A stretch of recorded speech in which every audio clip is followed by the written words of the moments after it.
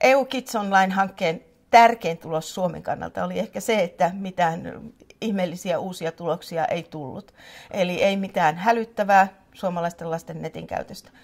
Suomalaiset lapset ja nuoret käyttivät paljon internettiä, mutta heillä oli hyvät digitaaliset taidot ja hyvät tiedot tietoturvallisuudesta, joten he osasivat käyttäytyä netissä ja pärjäsivät sellaisessakin tilanteessa, kun he kohtasivat riskejä.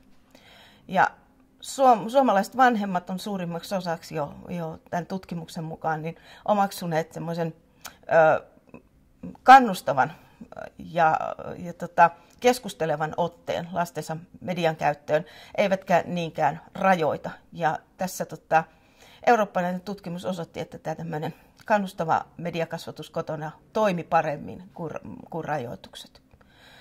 Suomen kannalta ehkä tärkeintä tässä olisi se, että Suomessa edelleenkään mediakasvatuksella ei ole kovin näkyvää roolia sen paremmin opetussuunnitelmissa, kuin myös se pitäisi huomioida paremmin myös varhaiskasvatussuunnitelmissa, koska lapset aloittavat internetin käytön nykyisin paljon hyvin nuorina. Vuoden 2013 lasten mediabarometritutkimuksen mukaan niin lähes kaikki 3-vuotiaat ja vanhemmat lapset käyttävät nettiä viikoittain, eikä sen ikäisillä lapsilla todellakaan voi olla vielä vastaavia digitaalisia taitoja kuin vanhemmilla. Eli myös päiväkodeissa ja varhaiskasvatuksessa pitäisi huomioida mediakasvatus.